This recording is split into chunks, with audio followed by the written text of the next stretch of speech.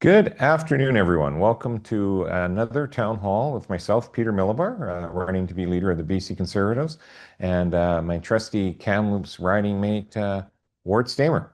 Ward sends his apologies. He is our forestry critic that is doing a great job. He's the MLA for Kamloops North Thompson. Grew up and worked in the forest industry himself and represents a lot of forest dependent communities. But as the forestry critic, we had a bit of a scheduling conflict today. The Minister of Forests is in Kamloops at the ILA conference and speaking shortly, and Ward and I agree, felt it'd be much more important that he do his role as the forestry critic and be at that conference and talk to the industry and hear directly what the minister is or is not relaying as it relates to the forest sector, which is in obvious crisis. So Ward does send his apologies. This will be the last time you see him today on this podcast or town hall, and I'll just co-host myself and take your questions still, and we'll work through things today. And so I'm looking forward to everybody's questions, what they have to pick my brain with, and we'll move forward from there. Just say, starting off, if you're not registered yet, you should be getting an email. It comes from a company called Persona in your email inbox to verify your identity for voting if you're a party member. So please check your junk mail as well. And if you haven't received it yet, you should be reaching out to the party, the BC Conservative Party, to make sure that one is on the way. Some people have been having some issues with it, so please stick with it and try to get some technical help with the party as well if need be. Voting will open May 23rd, closes May 29th, and the final result will be announced on the evening of May 30th. So that's the technical side of voting, and I'll cover that off again at the end, but I wanted to cover that off at the front end just in case some people drop off. But let's jump straight into questions, shall we? And go from there. So a question from Bob, and the forest industry is in crisis, and much of it due to government policy and stifling regulatory environment. With the last decade seeing the bureaucracy filled with staff either fully online with the NDP agendas, complacent or inexperienced, how will you turn this culture around to one of more supportive of the sector? So thanks for that, Bob. Yes, we're hearing these concerns regularly from people in the forest sector. Now, British Columbia is the highest cost jurisdiction for forest operations in North America. And so absolutely the duties with the US are causing an immense strain on the industry. But it was an industry under strain before this latest round of duties hit.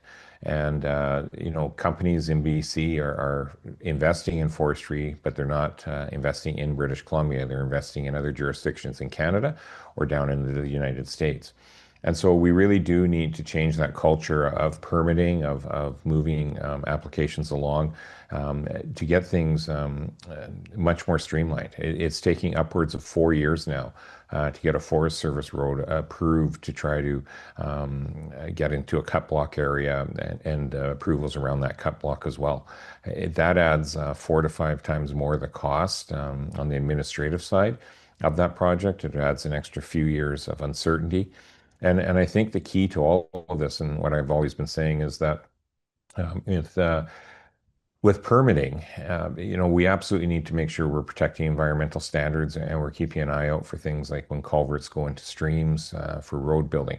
But the NDP have, under the guise of clean green energy, approved wind farms that don't need significant environmental assessments done. And so you can see roads being built to get access to construct these wind farms that will be of the same terrain, same culverts, same streams, same potential impact to the environment as it gets cut in without any of that same oversight. And so you can't simply acknowledge that there's a permitting issue when it comes to wind farms and not a permitting issue when it comes to forestry. So we know it can be done if the government was actually motivated to do it.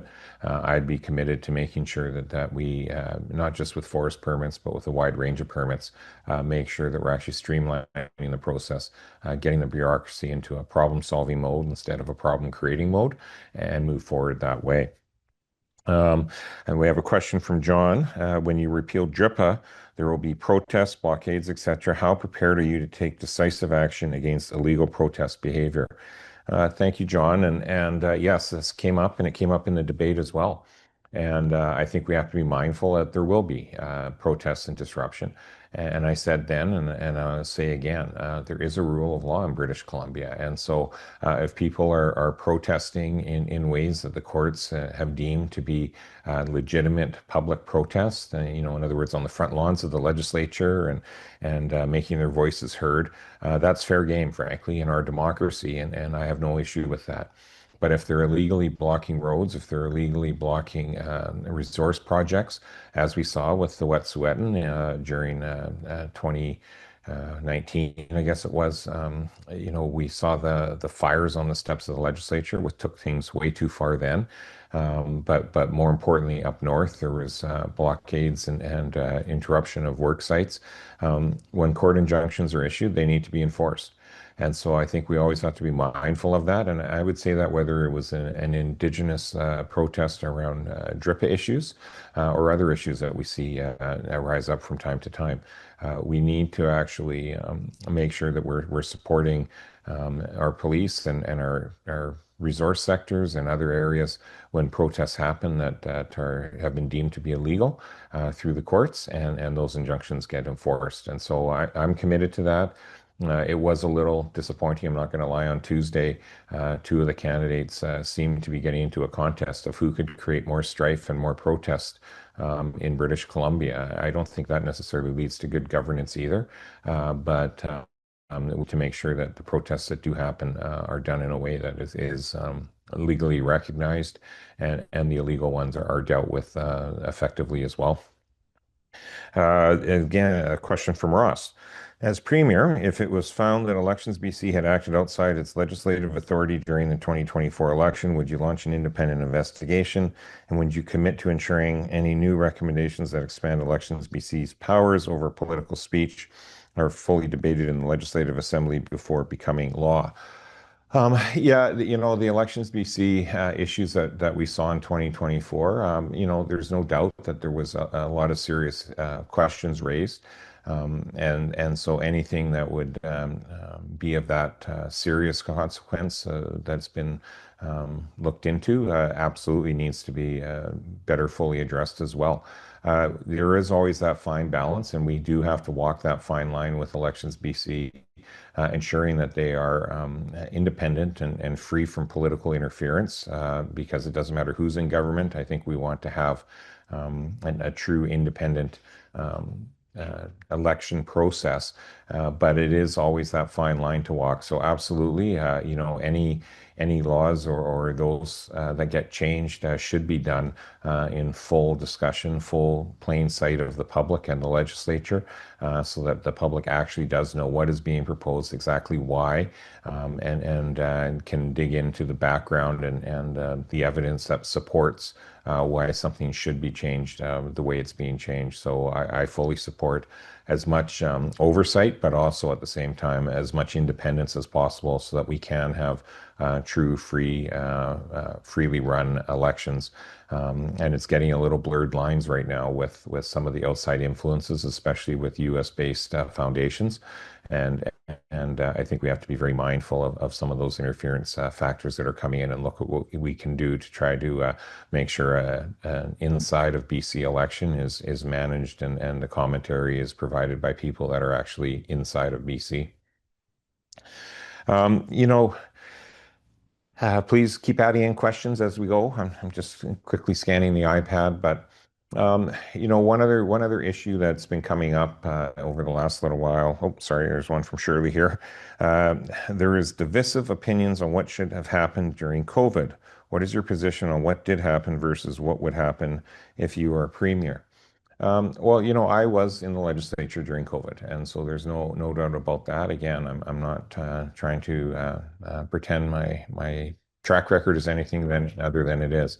There was a lot that was done right with COVID, and there's definitely some lessons that need to be learned from COVID as well. It's unfortunate the government never really did do a deep dive and make it public as to what did work well, what could have been improved, what lessons could we learn for if the unthinkable happens and we're in a similar situation again. It was a pretty fast-moving time. I'm not.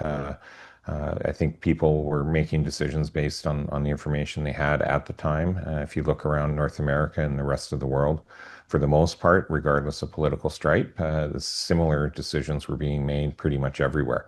And so I think it was just a very strange time for people. Now, as things started to unfold, as we started to see some of the contradictory policy and some of the more punitive aspects of it, especially as we were essentially given the quote unquote all clear, especially around some of the healthcare workers and not welcoming them back into work spaces and allowing them to be rehired, and even some of the routine policies that were it was okay if you did an exercise class in a auditorium or a community hall at a church, but not if you went to that same community hall to worship. Some of those contradictory policies and I was starting to push back on as well, as we started to see the ones that really weren't making a whole heck of a lot of sense. So absolutely, I would, as a premier, try to rely heavily on advice and figure out what the best way forward is for the broader good of public health. Recognizing you're not going to please everybody, but try to do the best you can with the information you have in front of you. From Bill, a simple question, commonly asked for all jobs. Peter, what is your biggest weakness? Probably, that's a good question, Bill. My biggest weakness, again, especially in the public realm, is probably giving a little bit too much benefit of the doubt sometimes. And so, I tend to try to find the good and try to make sure that people have as the expression goes, a long rope, long leash, a long lead, to kind of work their way through things and make sure that they're actually following through. So that would probably be what I would say would be a thing. But again, when you have a good functioning, high functioning cabinet and staff around you, and that's one thing I do always try to do is not be afraid to hire. I'd prefer not. I'd prefer to have people in the room much smarter than myself advising us and giving that advice and giving that guidance, and cabinet ministers empowered and to actually run with their files and make sure that there's a strong oversight from my office and make sure that we're delivering for British Columbians at the same time. So it's a bit of a balance act there as well, but that would probably be it. From Phil, how do you plan on rejuvenating our BC economy? And do you plan on making hospital care a priority in your spending? How do you plan on creating more efficiency in our hospitals and reducing lineups and patients permanently in hallways?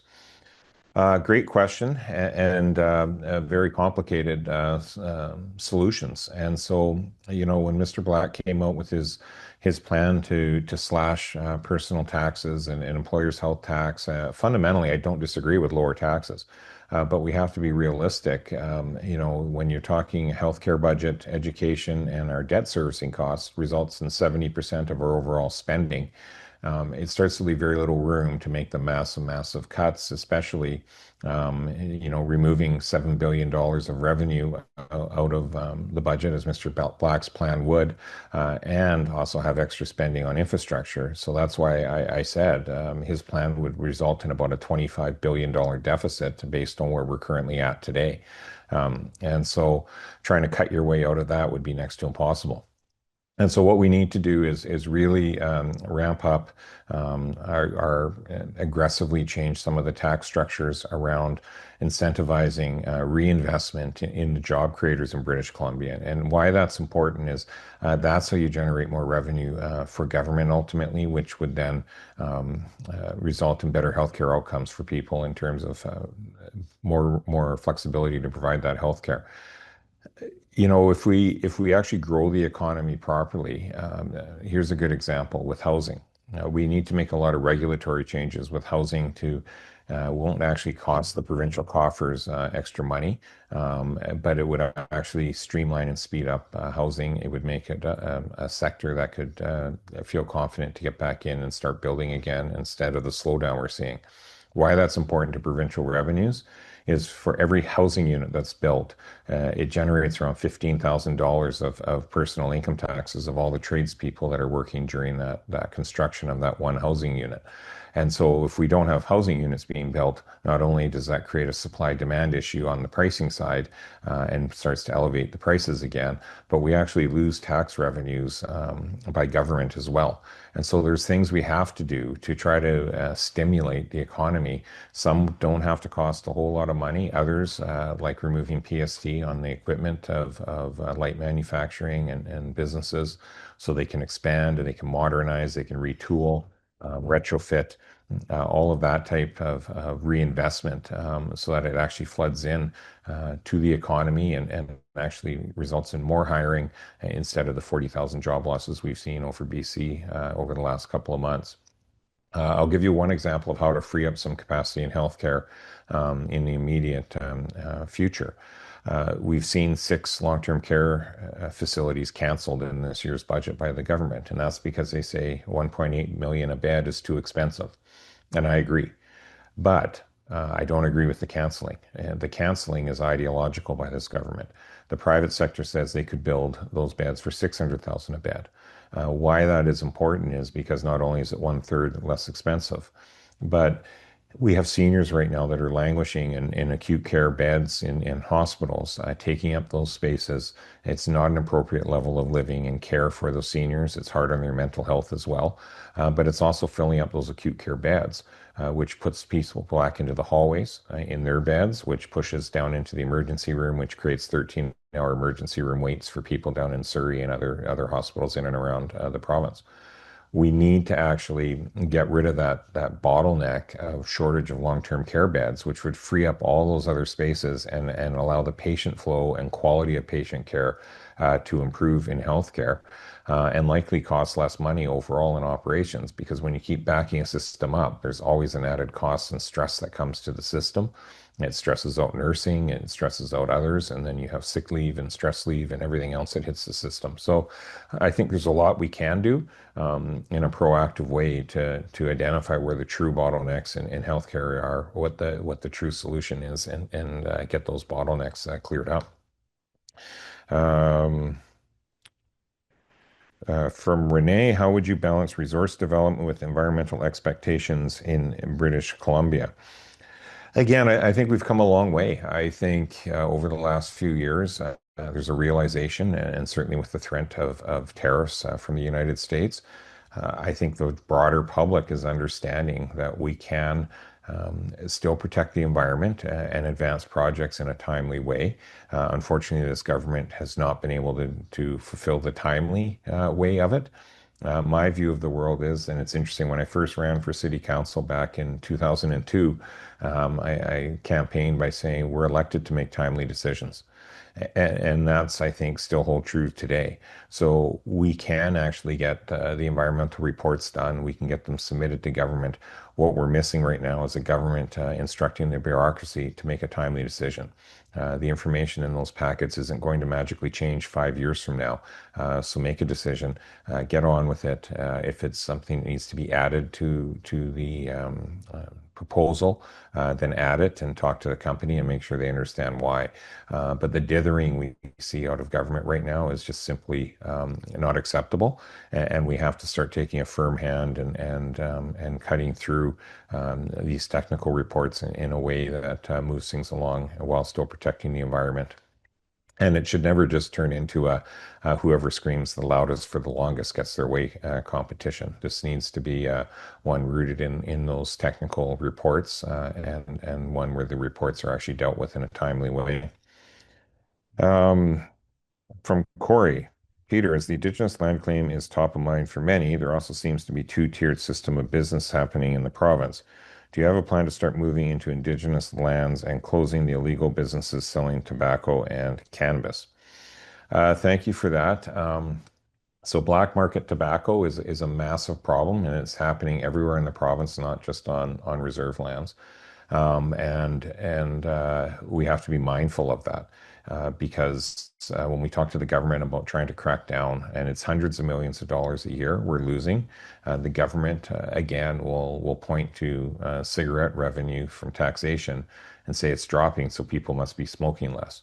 What we know, however, on the illegal tobacco side of the equation is that there's literally vans pulling into parking lots of convenience stores and just selling out of the back of the van with cigarettes that have no excise tax paid on them, no tax labels, and God knows what they were manufactured to what standard as well.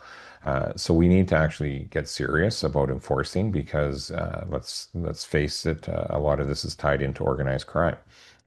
In terms of the cannabis on reserves, same thing. If this is truly meant to be a public health issue, I've said all along, we're already not collecting tax revenue from the sales that are happening on those cannabis stores on reserve. They should still have to be purchasing their product. Those stores should be licensed and purchasing their product through the government warehouse, like the off reserve stores do. And if it means that you're still not getting the tax revenue from the government, at least public health is being protected. And then what you would have is a retail model where whether you're on reserve or off reserve, you're competing with the same product purchased at the same price from the same warehouse and regulated the same way for public health reasons and cutting organized crime out of the backdrop. The reality of it is if it's product inside of those unlicensed stores, it cannot be product coming from the government warehouse, which means it's generated illegally somewhere. And again, no same health standard, no certainty around purity of percentages of THC and other CBD and everything else. So I think that we have a lot of work to do, and we have to actually re-engage the federal government on this file as well. I come from the private liquor store background, and if there was a private liquor store that tried opening on a reserve, it would be shut down immediately because you would not have any idea where that product was coming from. It would have no licensing, and it simply wouldn't be allowed to operate. And I don't understand how, given that pot and liquor are under the same ministry and come out of the same warehouse, one is being treated one way and the other is being treated completely differently. From Derek, housing affordability issues are largely due to bad policies by past government and the electorate. Would you agree? And would you be willing to open more land for development and reduce red tape policy to expedite development? Thank you, Derek. Well, yeah, opening up land, it really depends on where in the province you are and the suitability for the land to be opened up for development in the first place. A lot of the land that could be opened up is the servicing costs for the municipality or the regional district is just simply way too expensive to get proper and water and sewer over to the area for that land to be developed and serviced properly. So we do need to look at how do we have better infrastructure, partnering programs with municipalities and the federal government. Ontario just signed an $8 billion agreement with the federal government for infrastructure for communities to help with housing costs, to help with getting infrastructure built so that new growth can still happen. And BC was left out of that agreement. And so it's simply not good enough. We need to do better with that. In terms of the policies around delay and permitting delays, the provincial government has a big part to play in this as well. A lot of the permitting delays come from Ministry of Transportation and other government ministries that take a very long time to process paperwork, be it a riparian area permit that needs processing or access and egress from a highway system and the review that goes with that. And so there's a lot we can do on that side of it because construction we have the lowest productivity of any sector in our economy in the construction sector. And so it's no wonder that the cost of building is so expensive because it is the most cumbersome to deal with. And a lot of that comes with delay, carrying costs of a property, waiting for permits from a city and the province adds to the cost of the development as people just sit with vacant land, waiting to build, and waiting yet again to build. All the interest payments and carrying costs of that project have to keep accumulating to the finished product. So absolutely, we have a lot we can do to strip away. When I was the mayor of Kamloops, we had permitting timelines and rezoning timelines down to a matter of months. It can be done, and we've allowed over the last 10 years the layers of bureaucracy and rules and regulations for no clear public safety outcome to get in the way, and we need to strip those back and basically force municipalities to be in that position as well. I think municipalities would rather have that hoisted upon them than the mandated densities in areas that it's not appropriate for them having no choice but to allow it to happen. From Bill, Peter, please clarify why you voted for Drippa and Soji in the past and what changed today. No candidate is perfect, but we want to make better choices. So thanks, Bill. I'll touch on Soji first. I did not vote for Soji. Soji was implemented in 2016, and I was elected in 2017.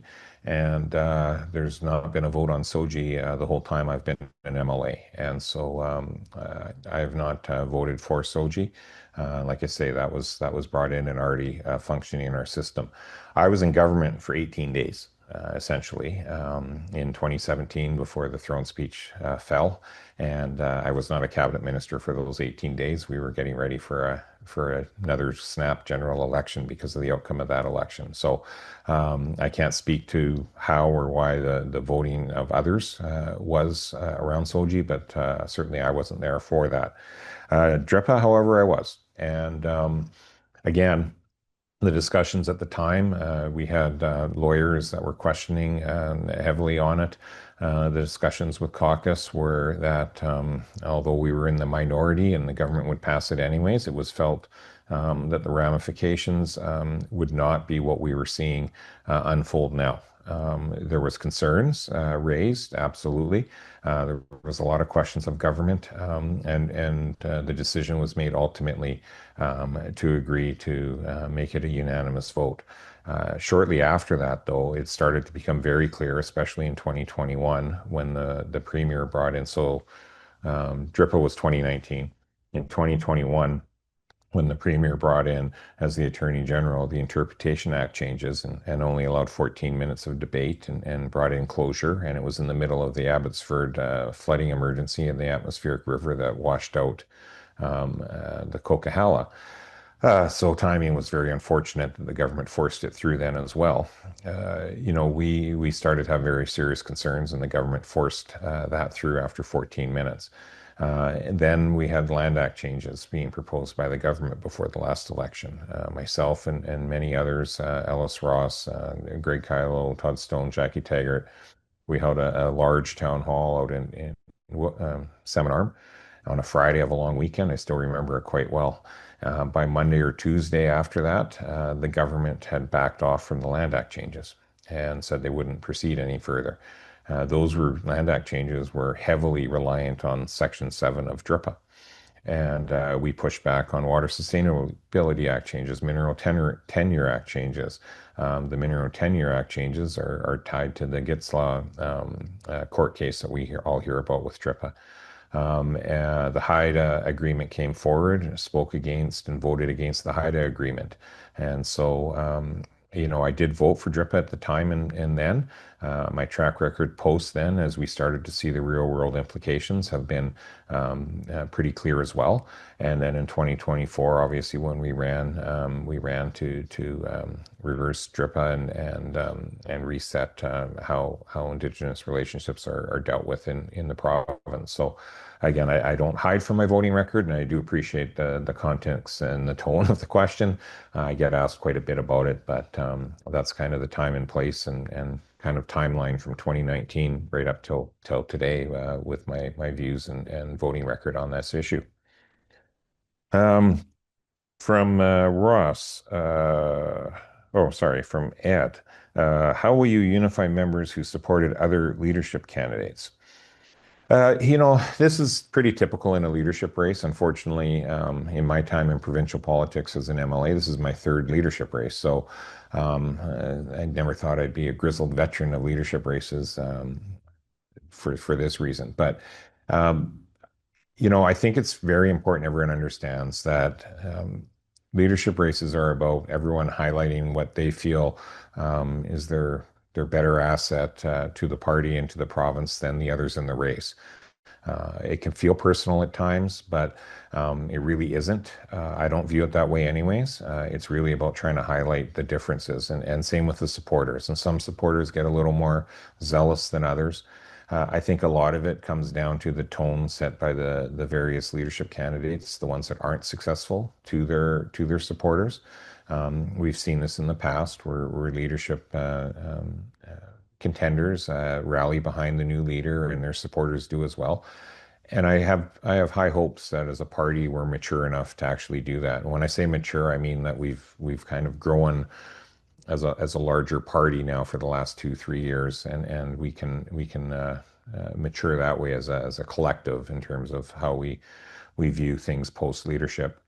And so I'm optimistic that way. I think, my hope is that people running stick to what they ran on after the leadership race so that the voter and the membership, whoever winds up with the majority, feel like they got what they were voting for. And the others will say, well, I maybe don't agree with obviously the vote because it wasn't my first choice. But fair enough, the members spoke and that leader is following through on what that leader said they would do. So I hope that plays into it as well. And then the overarching desire and need that we have that we can't mess around on this. I would use other language, but probably shouldn't. Uh, we need to form government, and we cannot have petty squabbles after the words about leadership, commentary or social media posts or anything like that that happened during this leadership race. As someone that's been on the pointy end of the NDP stick for the last 9 years as an MLA, I'm the only one in the race that has that experience for that length of time. I can tell you, this is nothing compared to what the NDP will launch against whoever our eventual leader is, and our party and our MLAs and our candidates. The NDP are not going to go quietly away. They are going to be fighting like an injured animal in a corner because that's what they are right now. And they will use any and every, and it's going to be a nasty, nasty provincial election from the NDP. And that's part of the leadership process here is to see who can withstand the trial by fire. Maybe I'm more like the frog in the pot of boiling water because I've been living this for the last 9 years. But so far, I think every way the teams have conducted themselves has been pretty good. There's always the odd supporter that goes a little more zealous than the others, but the candidates themselves and the teams, I think, have been pretty respectful to each other while still trying to get out those differences of opinion. Um, From Ross, thank you for your response. Is there an issue outside of the top six that most candidates seem to agree on, something that hasn't been brought up yet, or that you're eager to address and be remembered for? Um, Thanks for that. That's an interesting one, Ross. Haven't had that question yet. I've done a lot of these across the province and online. So, um, I've never been one to worry about um, so-called legacy as a politician. I don't worry about names on plaques. I know when I drive around Kamloops and I see projects that I had a significant role in as part of a city council, and all those councilors or the mayor at the time, if I was a city councilor, all had a role to play in those projects. Same with the regional district, same at the provincial level, where I know if I've been able to twist arms even in opposition and get projects moving forward. I know that I played a role in that, and that's good enough for me. In terms of that at a provincial level as a leader or as the premier, um, issues are going to come and go. And so I think I would want to be remembered for dealing with the unforeseen that we don't even know is coming our way sometime in the next while. The tariffs. 2 years ago we wouldn't have thought that was going to be an issue, and here we are. And so on that scale, I think my track record of being able to adapt and recalibrate what we need to do is within government, especially during my time at the city when I was at the head of the city, essentially, I think speaks volumes to how my thought process works when things like that flare up. Um, from Will. So I've got three more, and I think I'll end it at these three just for my technical team. I'm sorry, just because then we're coming up on time. So we're from Will. As someone raising a family, I want stable jobs here in BC. Others in this race say they understand the economy best. What do you offer that they don't? How would your economic plan differ from candidates coming in from the private sector? Well, thanks, Will. The government is much different than the private sector, and I've been in both realms. I was a small business owner, but I was also a mayor and a city councilor and an MLA, obviously. So, what we need to actually do is recognize that we have to run business like, but we're not running businesses as a government. We are providing services that all operate on taxpayers' money. They're not a for-fee service for the most part, and we need to balance out those areas. In terms of my economic focus and why I'm talking about reinvigorating the investment climate and getting job creators excited about the overall economy. And I apologize if there's background noise right now. There's vacuuming going on in the room next to us. Eh, what we need to actually focus on is that because we had 40,000 people lose jobs over the last 2 months in British Columbia. They don't need a personal income tax cut because they don't have a job. What they need is a job. And so we need the private sector economy to feel confidence again in investing in British Columbia. And if you are a person at work and you feel like your place of employment is always downsizing, um, never wanting to reinvest in new equipment or repair things, modernize. You come home from work and you're pretty demoralized, and you're thinking, okay, maybe we do have to start looking at moving to Alberta or Saskatchewan. If you're coming home from work because the government's finally gotten out of the way with regulation and red tape, and they have a tax structure that's actually beneficial to incentivize new project, new building, new equipment coming in, modernization, expansion plans, and you can see that your employment is going to be expanding, and you feel like you can get promoted and see, jumps in salary because of that promotion, or get moved to a branch office somewhere else. You're a lot more optimistic, and you're likely to stay in British Columbia and see a future here. And that's why I'm saying we have to actually get that component of the economy firing, because simply dealing with personal income taxes isn't going to move the needle on that investment climate that we actually need for the job creators that will actually create the jobs to keep people fully employed. I hear from more people concerned about keeping their job than what their T4 slip says. And that's really the bottom line. When we have more and more families going to a food bank instead of a grocery store, that's a problem.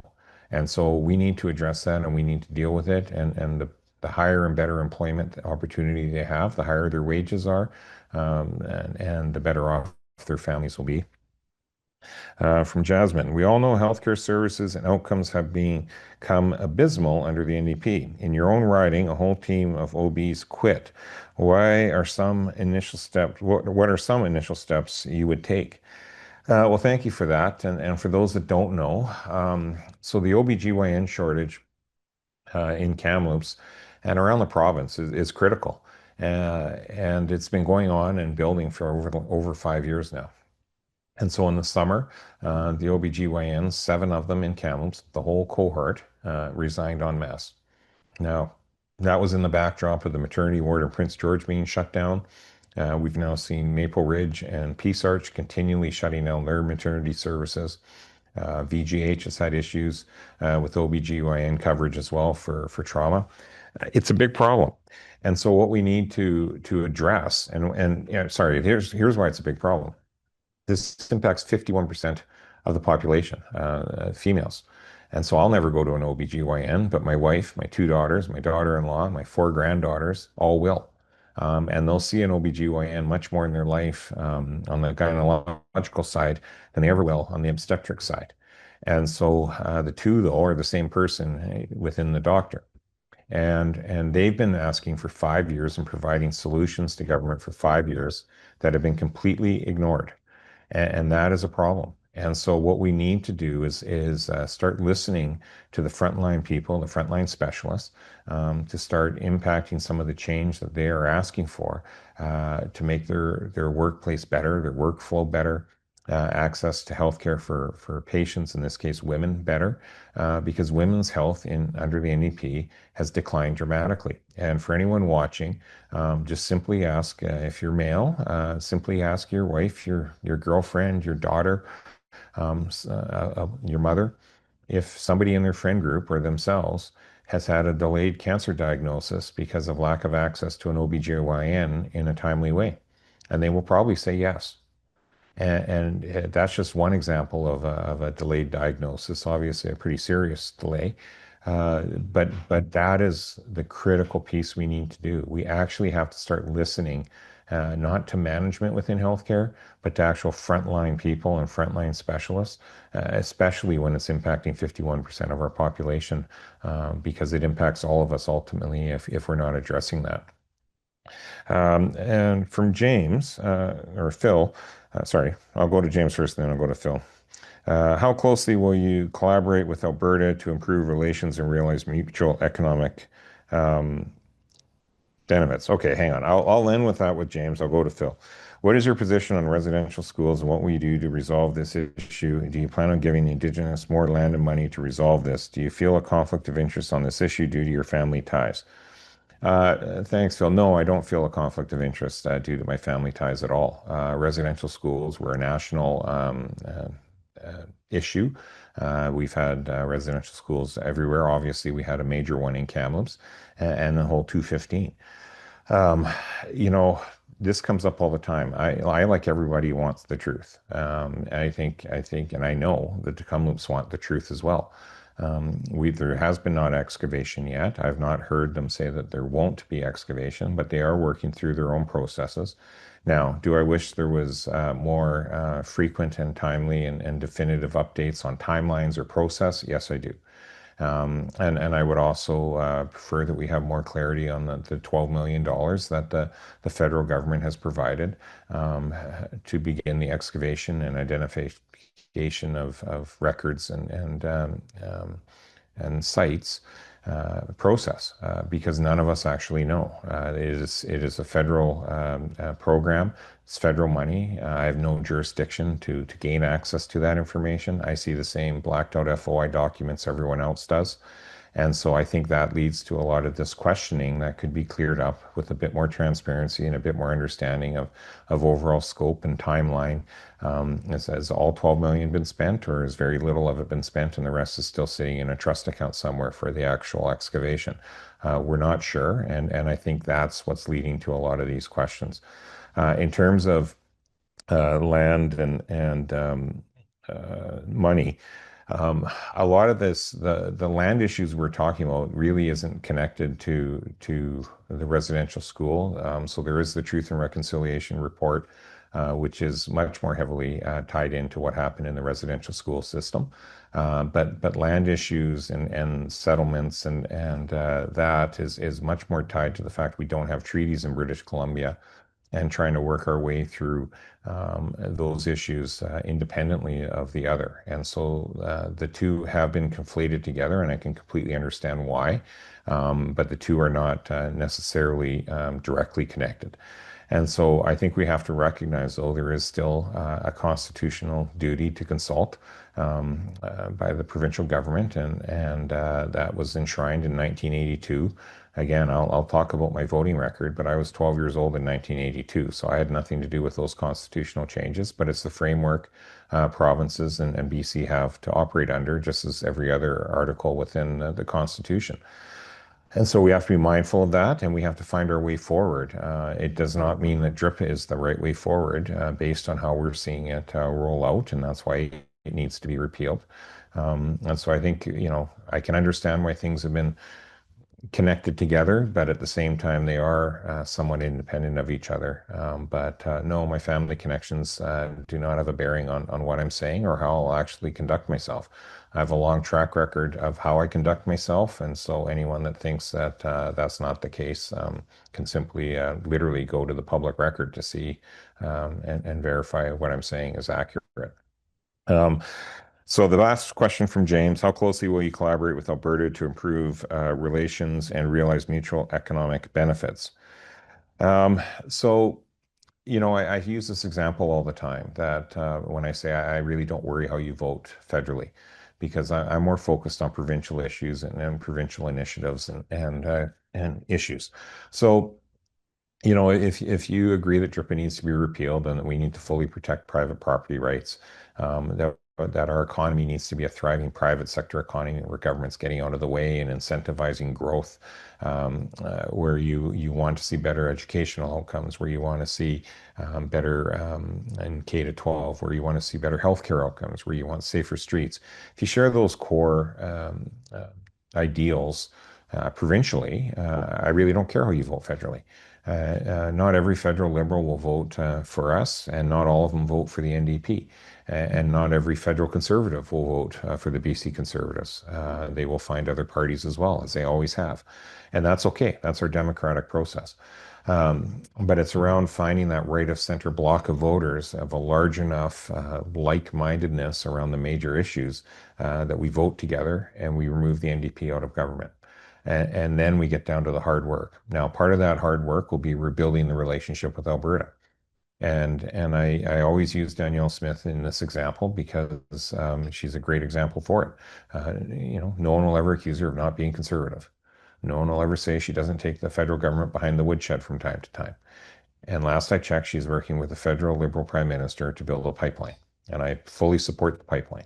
And so that is how I view it, is a premier and their cabinet need to be holding the federal government to task and defending BC's interests, full stop.